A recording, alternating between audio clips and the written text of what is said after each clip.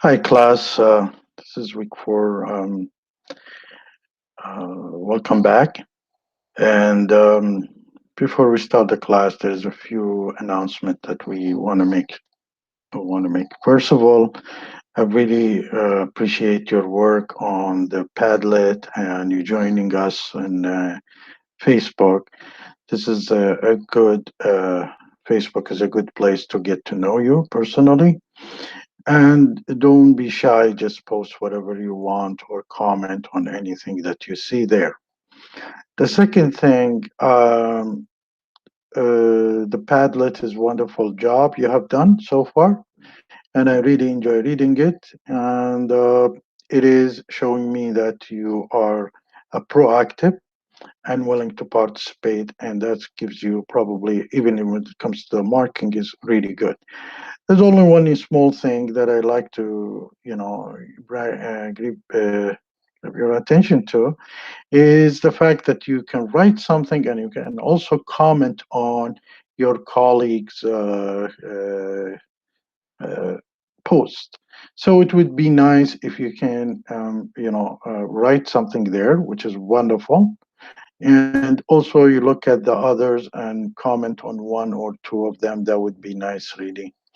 And I will look at it every day, so I take a look at it, and if there is something I can, if it's fine, I can approve it, and if it's not fine, then we will redo it again. So far is good. Keep the good work, and really nice, well done. Now, the other announcement that I like to say, I will be sending an email, in a group email. And every 5 to 6 people will be in that email, and you are the 5 or 6 people on that email will be making one group. And this one group is in charge of a group assignment. So basically, your goal is really to communicate with each other as a group and exchange your names and numbers or whatever that you can do. Probably you can utilize your WhatsApp or hang on or chatting on Google to communicate with each other, because I will send you an assignment, a group assignment that you need to work together on it. And in the group assignment, keep in mind the idea is everybody has to chip in, but your chip-in should not be equal or similar. For example, some of you guys are good in presenting, some of you guys are good in writing. The ones who's good in writing, let them take the responsibilities of writing. Say out of 6 people, 2 of them are good in writing, so they will be in charge of writing. The other two could be good in research, so they would be in charge of researching. And the other two probably could be good in presenting, so they could be in presenting. Now, when you send your assignment, you want to make sure one person is sending the assignment and CC. Keep in mind, CC the rest of your team. And when you do your assignment, you need to put your name, your student ID, and all the necessary information for you and for your rest of the team, so I can mark them, the whole team together.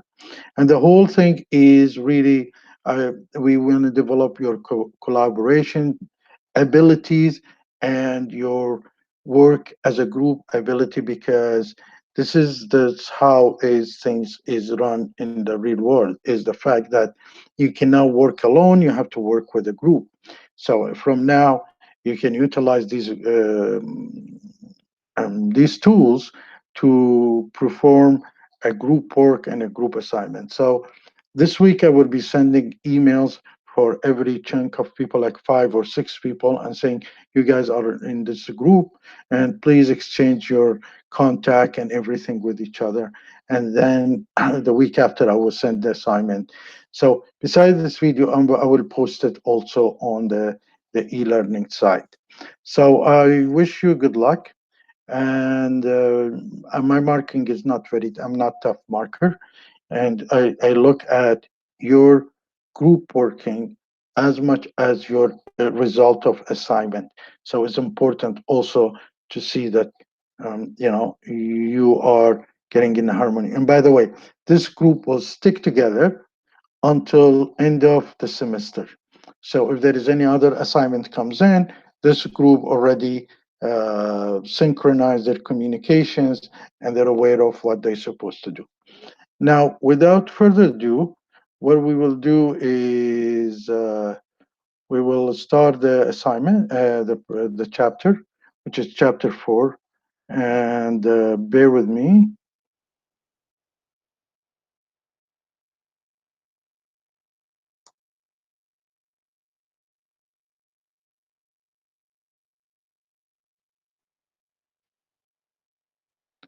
Here we go. So it's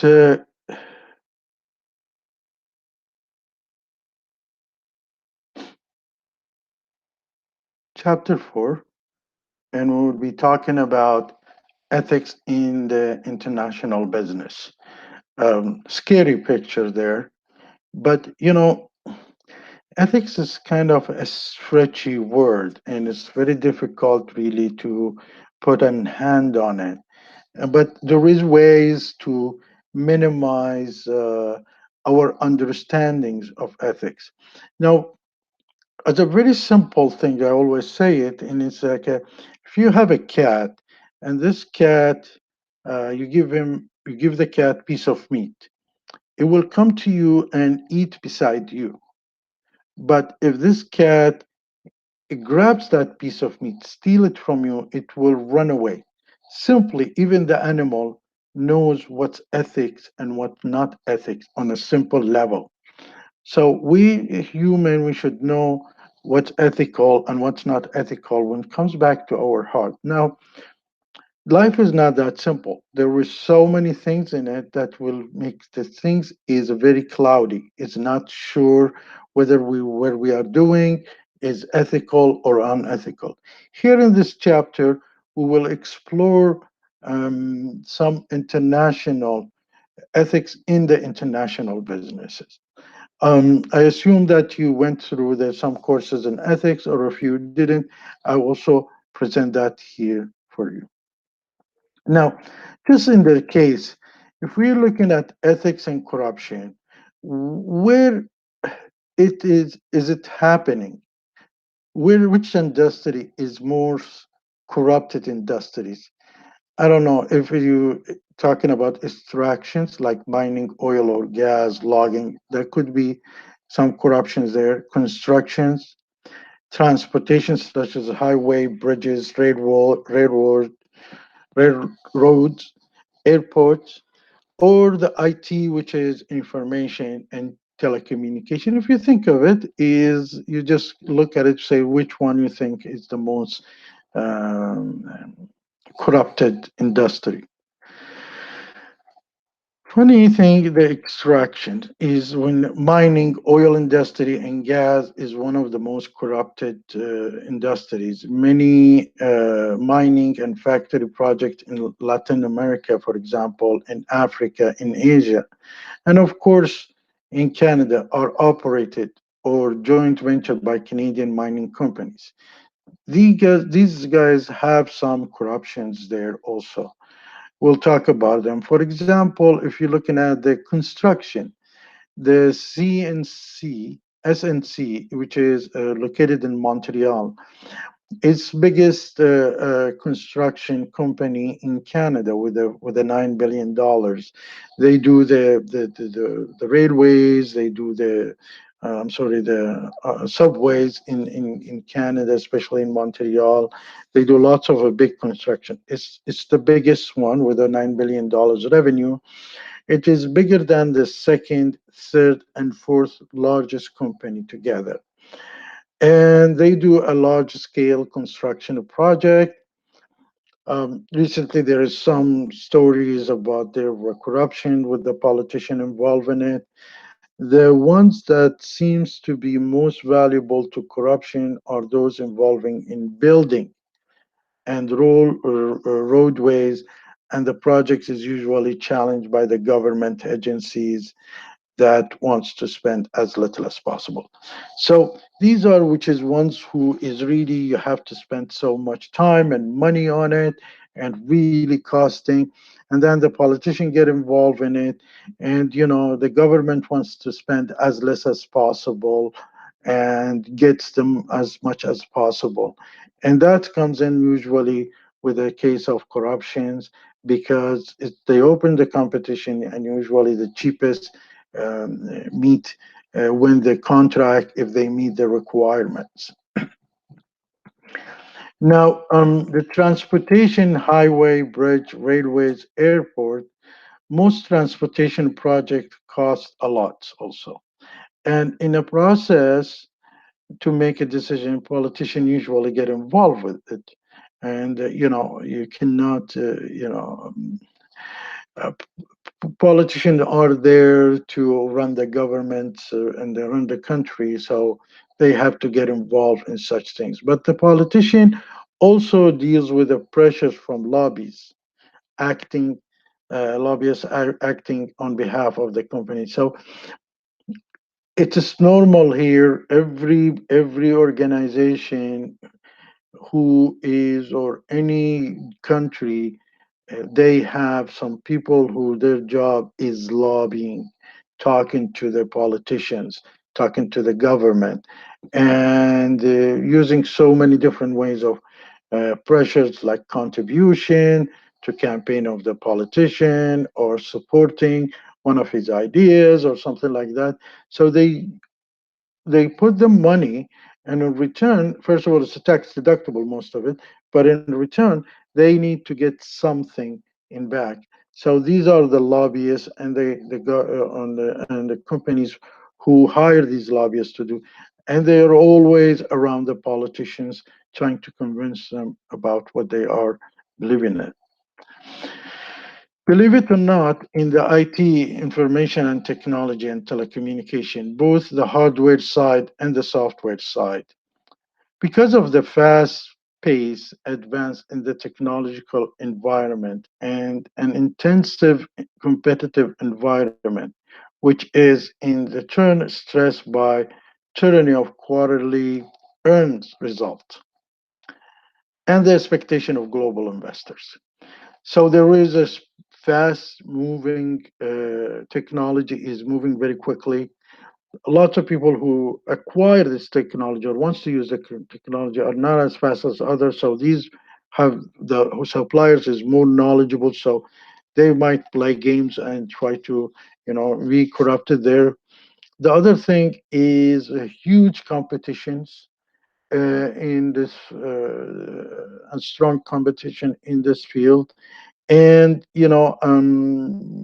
every quarter they will check their earnings. The investors and the global investors have a great expectation from this because IT is the highest revenue in the investments. It's higher than construction and housing, by the way.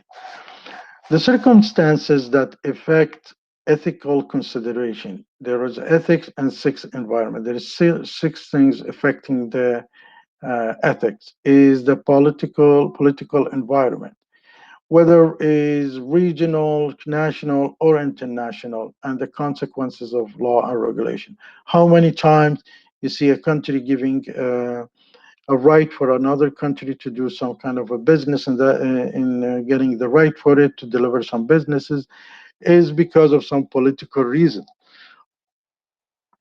And we can see that so many things happening, especially when it comes to the export of similar products between, for example, Canada and USA. There is lots of similarities when it comes to export. So they are competing outside, but the Americans usually have the upper hand because of the political strength that they have, or can do some pulling some strength there and here. The second thing, the social cultural environment, which has an influence by the immigration. People are coming to this country from a different countries with a different ethics, and continue movement of population from rural to urban also areas. So you notice like you walk into people and they usually complain about others moving in their country or in their city, and they say, well, things is changing, the ethical standards is changing, going lower or something like that. And that's one of the social culture environment.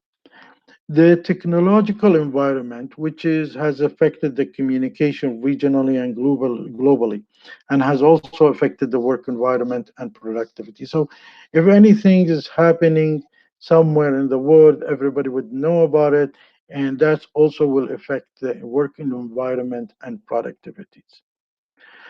The economic environment, which sees the currency fluctuation, the international organization like IMF and World Bank. Somebody sees that these World Bank and IMF, which is we spoke about earlier, are playing a significant role. Sometimes they don't used to be belong to some powerful countries or organizations. Sometimes they are corrupted, or these are all has affect the economic environment, and also with the fluctuation of currencies.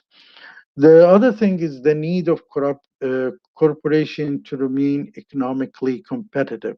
Now is a one global business or a village, and everybody's competing with each other. So the economical competitiveness influence the corporate objective, and also has the consequences of consumer priorities. The competitive environment, which is causing companies to make a decision in the global context. So that would resulting in action that affect the employees or the customers. So here, the first one we're talking about, the competitive environment, economical competitiveness, having everybody is competing there. So there is cuts and pressures to produce more at a lower price. It's the same thing also in the context of resulting uh, d- when you are a local company but you're going internationally and you have to make a decision worldwide. So one, you are competing locally with the international company, and once you are a local company who is competing outside in the international environment. Now, the influence, what's influencing us? The effect of advances in communication technology. We said about it that the competitiveness of a global news media. When somebody makes a mistake of a corporate, everybody knows it locally and internationally, and that will have effect on the business and how they perceive that organization. And I think there are so many examples that we don't need to hit the examples. Some of them I will talk about them later on.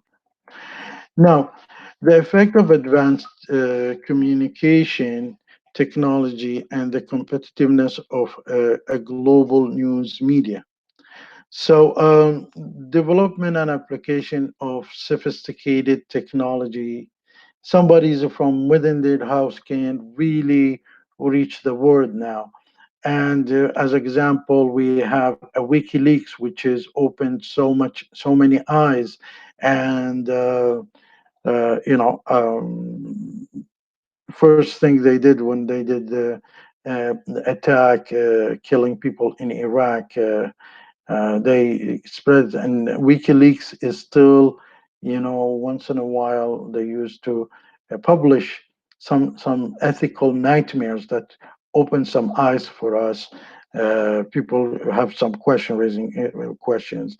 I guess everybody heard the South Korean song, uh, which is Gangnam Style. It is a first South Korean Gangnam Style, and that song is the person who the first time made that song try to put it on, the news medias, and nobody is really allowed him to, accept his song. Then he put it on YouTube, and there was over 180,000 and 180 million download. So there was such a shift happening there. This probably that song shook up lots of medias, and they start looking at the tools like YouTube, like Facebook, any social media as a serious tools. Um, by the way, I visited that city, Gangnam, which is, it goes Gangnam style in South Korea, and it's true. It's a high class, well dressed, and the hotels is very expensive there. Life is very expensive. Spent 3 days there. Also, they're facilitated by the fact that millions of people are using handheld devices with the web access to communication. So this is the point where you know people start reaching everyone. It's easy to reach to them, and if you have an important information, it can be moved very quickly worldwide. Now, terminology, the term ethics refer to accepted principle of rights or wrong that govern the conduct of a person, the member of profession, or the action of an organization. So it could be on a person level, or a person in the profession, or in the organization, action of an organization. Now, in a business ethics are the accepted principle of right or wrong that govern to conduct of business people. So it tells the business people how they should be behaving, accepting the right or wrong. And an ethical strategy is a strategy or a course of action that does not violate the accepted principle. So if you do something, you take things into consideration, and it's not violating other people's rights, or doing something wrong to other people's rights. Now, there is the ethical issues. Many of ethical issues and dilemmas in international business, rooted in the fact of the political system, law, economics development, and culture are very significant from a culture to culture and nation to nation. So there is lots of, as we said in the beginning of the class, there is lots of unclear things, and the issues of unclearness comes in because the culture, the religion, the political system, the law, economic development, in the which stage they are, you know, and culture varies significant from a culture to culture and a nation to nation. Now, what considered normal practice in one culture may be considered unethical in other. Manager in a multinational firms need to be particularly sensitive to those differences and able to choose the ethical actions. So they need to understand, comprehend things, and able to choose the ethical action. Now, employment practice work when work conditions in a host nation are clearly inferior to those of multinational home nations, they are problems. For example, like Nike, Adidas, all these guys, when they start going to other countries, they started opening a sweatshops, which is unacceptable here and probably semi-acceptable in the other country, in that countries. But still, it's an inferior, and they had so much pressure to behave. So when you're a businessman, you need to look at your ethics in your country, in the ethics, and try to balance with the ethics outside. Plus, you have to be a very competitive also. So, for example, a 12 hours workday with extremely low pay and a failure to protect workers against toxic chemicals may be common in some developing nations. Does this mean that it's okay for a multinational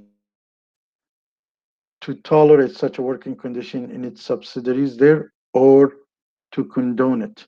As we said, is it okay for Nike or for Adidas or for any international company when they go to other countries like Vietnam, like Bangladesh, or they should tolerate these things, or it's not acceptable for them and they should have a standard of work?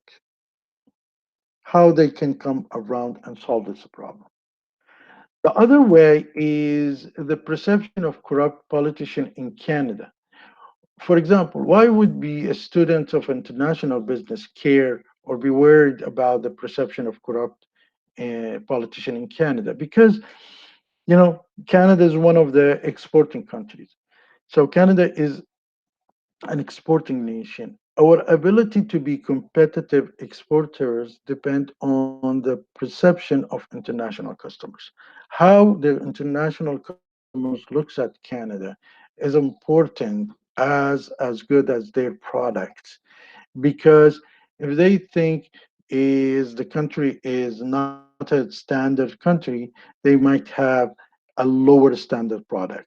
So this is one of the things that is important for the international business student of international to understand that if corruption of politician is an issue that should be clear. Now, for example, nobody is willing to do business in Somalia, for example, because of the high level of corruptions. Nobody is willing to do business in Iraq, get something imported from Iraq because of high level of corruption. So corruption can affect really the level of export. The political scandals based on ethical dealing that are played out daily in the international news raise the concerns of international business people dealing with Canada. So this is the whole issue: is any corruption might affect Canada clear, clean, white shirt. The perception of corruption, the Canada is an exporting nation. So our ability to be competitive exporters depends on the perception held by international customers. So this is the reason why we care about that. But here is an ethical issue that Canada ran to it, and basic human rights still are respected in many nations. But in Canada in 2011, Canadian was caught up in a human rights through a participation in coalition of the countries. They went and operate in Afghanistan, and they're supposed to open schools, nice schools, and clean water and all these things, but they were corrupted there, and they caused, a big scandals for that. So people start thinking even Canadian can be corrupted. Environmental pollution. I'm sorry. Ethical issue arise when environmental regulation in host nation are far inferior to those in the home nation. I mean, you notice recently there is lots of unhappiness happening from Canada and from Europe toward USA because they are not signing up on environmental protections, and the Americans don't believe in this environmental protections. They makes them says we become less competitive and we need to uh, uh, ignore some of them in order to go back to the competitiveness. This is also happening in countries like Nigeria in the oil sectors. Pollution control applied by foreign companies in Nigeria were much laxer than those in developed nations. So it's these companies who goes outside, should they be free from their home countries, or should they behave as accepted in the other countries, or should they keep their ethics, which is in their home countries, which is if it's higher. If it's lower, that's another issue. Another issue about if it's lower, then you have to raise it. There have been, always been, and always will be a corrupt government official. That's a politician and businessman. They are always brothers. And when a businessman becomes very rich, wants to be a politician or have somebody protect him from the government, and one of the main reason politician goes to becomes a politician is because he wants to make lots of money, and the only way he can make lots of money through corruption. So that always comes together. So the Convention of Combating the Bribery of Foreigner Public Official in International Business Transaction. Canada has a law that really you're not allowed to bribe, and then it tells you how sometimes unethically it's okay to give gifts if that country accept that as part of their ethics. Now, the moral obligation. Some moral philosophy argue that with the power comes social responsibility. The more you have power, the more you are supposed to be social responsible.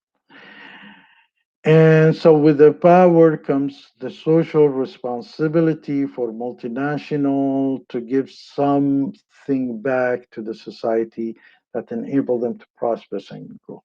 So these multinational companies, when they have a power and become strong, they have to give back to their society. This is what's happening in Europe and North America, especially in Canada. These big organizations trying to promote that they are giving back to the society, they donating, they helping the poor and needies and the environment. So because they are going want to be showing themselves that they are part of that ethics. The concept of the social responsibility also referred to as a corporate social responsibilities. And if you surf any website for a big company, just enter the corporate social responsibility. You will have pages after pages about what they have done, what the corporate social. And it also refers to the idea that business people should consider the social consequences of economic action when they're making a business decision. So they're talking about how their management, their business people are going along the side according to the social, corporate social responsibilities laws that they have. Now comes in the ethical dilemma. Manager must confront very real ethic dilemma. Should I do it? Shouldn't I do it? If I do it, what happened? If I don't do it, what's happened? This is what's the dilemma. There are a situation in which none of the available internal simulated are acceptable. So, um, for example, you can be in a situation where you do something or you're supposed to take an action, and in both cases you would see some people or something is going to get hurt. Any case you're going to take, there is comes with a positive plus negatives in it, and in this case it will be kind of a gray for you to make that decision, and you need to separate things and compare which one is matching your ethics and matching the company's ethic. Now, ethical dilemmas exist because many real world decisions are complex. As we said, the example of the cats, that's a very simple, but the here is complex. It's not everything is clear. And it is in a difficult to frame it really. and involve first, second, third order consequences that hard to quantify. So if you say I take a decision A, that there is a negative consequences of it, and there's a positive, and the negative I cannot quantify it sometimes. It's the same thing if I take a decision B, there's a positive and negative, and also I cannot quantify the negative of that part. So that makes it more complex. Non, there was also clear, non-clear future effects, all these things. So the roots of unethical behavior, it comes in because the business ethics are not divorced from personal ethics. It's always mixed between them. And business ethic comes in from you when you're a salesperson upfront or a manager, you utilize your business and personal ethic, which are generally accepted principles of the right and wrong governing of the conduct and of an individual. Now, in a home country, managers working abroad in a multinational firm may experience a pressure to violate their personal ethics. So they might think about it, saying, "Okay, we're just outside our country, so no problem. Nobody notices us, so we can violate our personal ethics, or should we stick with our personal ethics?" And overall, the ethical behavior, it derives from the personal ethics, as we said, the organizational culture, the realistic performance goals, the leadership, and the decision making process. Now, let me give you a scenario. Here is my first, probably, startup business in the higher education. I traveled from Kuwait to Dubai, and we had our partner coming from UK, London to Dubai, and we're supposed to meet the IT vice president for a very big and famous college in UAE, very wealthy too. And it's supposed to be the meeting at 10 o'clock in the morning in the hotel. So here's the two lady comes in, and they're Canadian. So I was feeling a little bit positive because they're Canadian. But the problem that when they came in, they asked for alcohol. Now, I was flying from Kuwait to Dubai, and we were running a multinational company in IT implementation. We're in charge of implementation. We're supposed to sign with this company.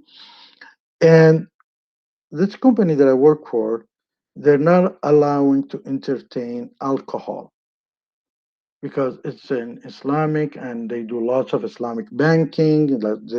They kind of do their business with the Islamic organization. And so I'm in that situation. I don't mind, in my because I come from Canada, I don't mind people who drinks alcohol or not. But my company does not allow that. Now, the person from UK came in, definitely has no problem with that. And these people who they are Canadian, which is vice presidents for IT to make a decision, they ask for alcohol. So what would I do in this situation? My leadership says, don't buy them and just say, I'm sorry. The organizational culture that I have, they don't allow it, but the organizational culture they come from, Dubai, alcohol is okay. My personal ethic, I didn't mind, and but the good thing of it, I didn't know about the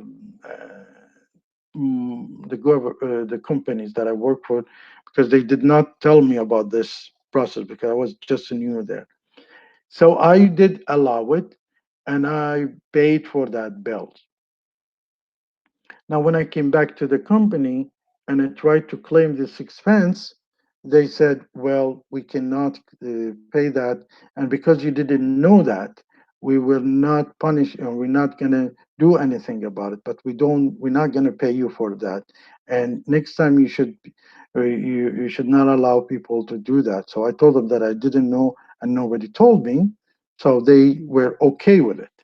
But here is the situation. If you work for something like that, in this case, if you refuse to buy alcohol, it might affect your their business decision, and they might be unacceptable, for example. So this is a kind of a dilemma that you might run when you do an international business. Now, the root of unethical behavior, why does this happen? The first is the intense of competitiveness of the international companies that are competing in the international environment. So some of them because of that pressure, they squeeze, they try to find justification for any unethical behavior, and because they want to cut the costs in the most extreme way and maximize the profit. The second is the fault also lies in the process that they do not incorporate. So they just give a blind eye for things that's happening there. And if supervisor in that country punish the employees there very badly, they're not going to look at that process. They don't consider that process. That's one of other things that's happening also. Now, the third thing is uh, cause of unethical behavior in the business, an organizational culture that de-emphasize business ethics. It's reduced the decision. It says it's purely economic. They forget that it's not only making money. It's really is to the more you look better, the more you're going to make money. The fourth cause of unethical behavior is the business and a pressure from their parents' company to meet the goal. So they put a pressures on these people to work more hours or work harder because the parents' company is pushing these people. Now, things that are particularly important in the culture and leadership in the building are organizational culture that emphasize on the ethical behaviors. It means that your boss, your management should really emphasize and behave with the ethical things that they are prophetizing about it. First, the business must explicitly articulate the value that emphasizes ethical behavior.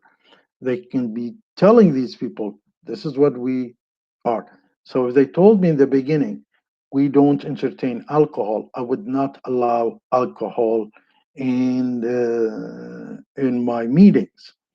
The second thing, the leaders in the business must give a life and meaning to those words by repeatedly emphasizing their importance and acting on them. So the leaders should, for example, not drink alcohol and emphasize and keep repeating that and show that there is no alcohol entertainment, for example. So the leaders should also push that and behave accordingly. You cannot say gambling, you don't do gambling, and then they find him in a casino in Las Vegas, for example. Now, cultural and leadership in the decision making process. So, the business people must be able to think through the ethical implication of decision in a systematic way. In other words, a decision is acceptable on ethical ground if the business person can answer yes to each of these questions. So if you can answer yes to these questions, then most likely your process is or the decision making is ethical. First is favor the hiring and promoting of people or well-grounded senses of personal ethics. Am I choosing people with a good clear personal ethics? If it's yes, the second thing, that's good. Build an organizational culture that places a high value on ethical behavior. Am I building something like that? Is my organization on such thing? If it's yes, it's good. Make sure that the leader within the business not only articulate the rhetoric of the ethical behaviors, but also act in a manner that is consist with that. So whatever they comes out of their mouth is in a manner and inconsistent with their behavior. Put a decision making process in a place that require people to consider the ethical dilemma of a business decision. And so through yes, no, if it's yes, then you do this. If it's no, you do that. And develop a moral courage there. Make sure the employees are able to say no for any unethical thing. Sometimes you will see, oh, whistleblower, whistleblower. That's having a whistleblower most of the time, all the time, is good because that keeps the company not to do something wrong. Now, there is a philosophical approach to the ethics. This is called the straw man. The straw man analogy comes in from the straw that was put inside the scarecrow. Scarecrow is, they put it in the sticks and scaring the crows away in the farm field to keep the crow not to do. And the pointing being that is that it's not serious effort to really fake people into thinking it is a real man. Anybody can see it's just a straw stuffed with some worn out cloth. In other words, sometimes people use ethics with their mouth, talking about it, but it's really you see people are doing something wrong because they know that the company is not going to punish them for that. And it's just to look good, they put in the scarecrow things away just to keep the crows.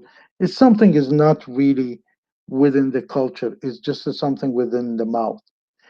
In this argument, this straw man phase is used when the people want to make point. So anytime they want to make point, they say, "Oh well, we do this," but actually, so for example, if Nike goes away and says, "Are we donating to the poor people?" But if you look at them, they having a sweatshops in Vietnam, for example. That's kind of a saying, a scare a crow. It's just a look. And you see that some companies do that, which is that's a pretty um, bad place to work for. But it's a weak point, and it's not likely to be convincing. So it's not convincing. You feel that he's a hypocrite. The person is saying you see something, and they're saying something. So there are the strawman approaches or the approaches to ethics is something called the Friedman's doctrine. There is a cultural relativism, the right host moralists, the naive immoralist, and the utilitarian ethics or the Kantian ethics. We'll talk about each one of them very briefly. In the Friedman's doctrine, Friedman's basic position that says the only social responsibility of a business is to increase the profit. So as long as the company stays within this with the rule of laws. So the company is there to increase the profit and accept the laws. Anything out of the laws, not breaking the laws, that's okay. Now, lots of ethics issue is not breaking some of the laws, like having some sweatshop in some countries is not breaking the laws there. So this says it's okay as long as you're not breaking the law. Now that you have the cultural relatives or relativism is the belief that ethics are culturally determined and that firms should adopt the ethics of the culture in which they operate. So your culture should adjust totally to that country's ethics. So if you're working with a different culture in UK, than in Canada, than in China, than in Vietnam, than in Bangladesh, than in India, and they say it's a different culture, so you should not be bringing their culture, the Western culture, or anything there. The right host claims that the multinational home country standards of ethics are appropriate ones to follow in the foreign countries. So whatever it's happening, ethically happening in, for example, in Canada, you should implement it in India. And let's say is a vice versa. So is that acceptable?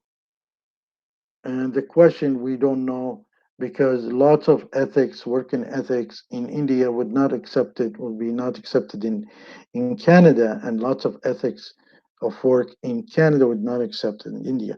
There's lots of things that could be not right and wrong, but if you move it from one country to another country will be wrong, and the vice versa. So this is another dilemma whether we should. It's nice to have the Canadian, for example, ethics and human rights to be implemented in Bangladesh or Afghanistan, for example, in their work. And the naive moralist is assert that if a manager of a multinational sees that firms from another nation are not following the ethical norms in the host nation, that the manager should not either. It means that, okay, if I'm walking to Bangladesh and I see a sweatshop in Canada is unacceptable, but my company is operating a sweatshop in Bangladesh, so I should accept it. That's what this saying is according to the naive immoralist. And you have the utilitarian ethic, I'm sorry, which is utilitarian approach says to ethics should hold that the moral worth of action and or practice is determined by their consequences. So it says whatever is your ethics, whatever is your morals, you have to look at the consequences of the work when you make a decision on something, and this is how you're going to look at it. So the consequences sometimes is good. If you open a company in, say, Bangladesh, and when you open it, you're hiring more people, the consequence is good. But if you're trying to make business and you want to make a profit, maximize your profit, and you're running a sweatshop, what's the consequences? If you're running a sweatshop, you can have thousands of employees. And if you're now running a sweatshop, you might have 200 employees, or you might lose your location to other countries. So this thing says you look at the consequences. So this is how they look at it. Is not the means, is the consequences result. Now, um, developed in the 20th century, the rights theories, which is called the right theories, recognize that human beings have fundamental rights and privileges that transcend national boundaries. Any nation, any country, any person has rights, fundamental rights, and privileges that should be applicable to all. Right establish a minimum level of morally accepted behavior. Freedom of speech, income, safe zone working. These are the right minimum thing. Justice theory says justice is focused on the attainment of a just distribution of economic goods and services, and also looks at the fair distribution. A just distribution is one that consider fair and equitable to everybody. There is no one. The problem is there is no one theory of justice. And the civil theory of justice, sometimes they're against each other. So this is a good to read, but is very hard to implement. Now, there are five things that international company business managers can do to make sure that the ethical issues are considered in the business decisions in the business decision. These are the things that when you make it, you have to consider these ethics. And the issues is hiring, process of hiring, organization culture, high value on ethics, high value on hiring, high value of ethics on hiring, high value ethics on organizational culture, leadership acting consistent with their talking and what's been announced, decision making process, and the moral courage inside the company. Individual can say no, able to say no. The business should strive to hire people who have a strong sense of personal ethics and would not engage in unethical or illegal behavior. Five steps to solve an ethical problem. First of all, you identify which stakeholders a decision would affect in that way. The second, judge the ethics of the proposed strategic decision. Thirdly, you need to establish the moral intent and engage in the ethical behavior, audit the decision review to make sure and consist with the ethical principle. Take these five, apply to some case scenario that you have in mind when you need to make a decision, and look how you can succeed in that. Or look at my scenario that happened in Dubai. Did I identify the stakeholders a decision would affect in that way? Should I judge? Did I judge the ethics of proposal's strategic decision?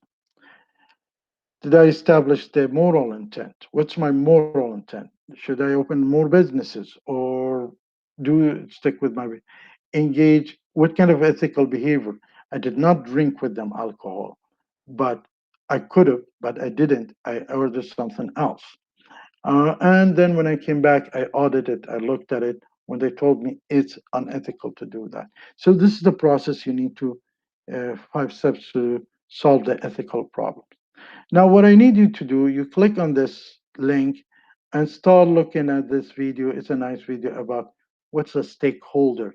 I didn't want to say stakeholders in the beginning because when you do something ethically, you always need to look at all the stakeholders, who's getting harmed, who's winning, who's losing in that decision.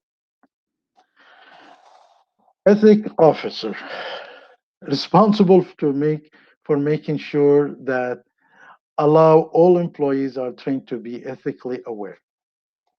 So that's the first training. The second, that ethical consideration enter the business decision making process. This can be a consulting also for you. And the company code of ethics is so if you're confused, you always can talk to the ethical officer to help you in that. The moral courage. The moral courage enable managers to walk away from the decision that is a profitable but unethical. There is lots of cases where I had to just walk away from cases where I could have made in lots of money, but I thought it's unethical to do it. Now, the moral courage gives an employee the right, the strength to say no to a superior who instruct her to pursue action that unethical.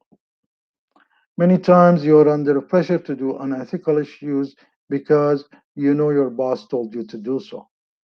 Now, in some companies, they will try to make sure that this boss cannot do that, your supervisor, your superior.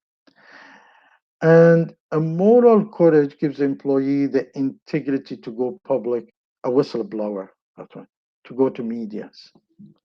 So if you give a moral integrity, it's a good control for the company not to go unethical also.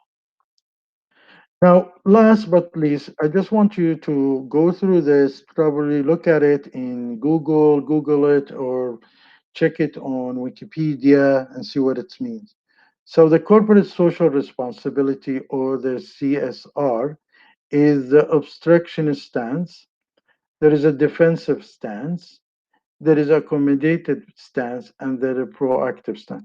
Just type in this in Google and Google it and see what is these means and have a good understanding of it. By now, we should be able to finish this chapter. Once again, I'm sending you an emails, and the emails will put you in a group, and and this group will be in charge to do a group assignment, and please look forward for that. Keep the good work of Padlet. Every week I will post something, and when by end of the week I will save them, download them as a PDF, because later on end of the semester I will go back also to see who is participating, who is responding. You can participate directly or and reply, make some comment to others. Okay, so have fun, and I'll see you next week, because this week I will send you the groups. You want to make sure during this week you talk to your team, settle everything. The week after is going to be, I'm going to shoot an assignment on a group work.